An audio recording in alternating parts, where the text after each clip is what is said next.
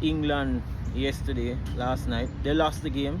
If there was ever a time that I think West Indies would have wanted to, I would have wished to lose a game, would be now. It is a wake-up call for them, and it has shown us what we thought was our best 11 is not our best 11.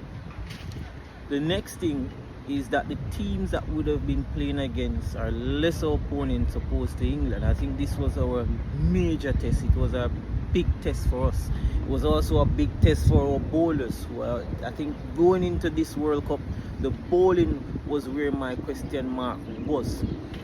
Before I want to go there, I want to focus on Johnson Charles versus Shy Hope. I was on that debate for weeks now.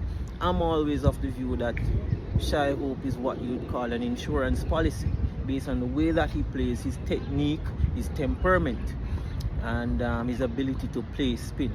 I've seen from what I've seen is from Johnson Charles that he's very boundary centric and he's still scoring at a run a ball. Persons are saying to me that hey, Shy Hope just scores at just over a run a ball, but what is Johnson Charles' role?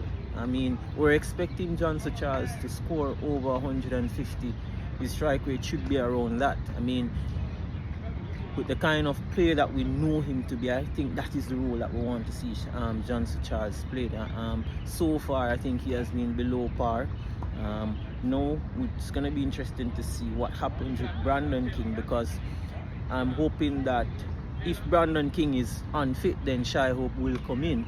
But again, when Shy Hope does come in, Johnson Charles, there's a greater pressure on him now to up his tempo, because Johnson Charles cannot be striking it at 100. Yes, yesterday he set the platform for us along with King and Poran, but I think there was just too much dot balls. There was over 50 dot balls, and this has been a problem for West Indies. If we could even probably get 20 of those, more of those 50 dot balls into singles, that would have changed the game. I thought that we were 35 runs short. So I think he has some work to do with Johnson Charles. He has been below par.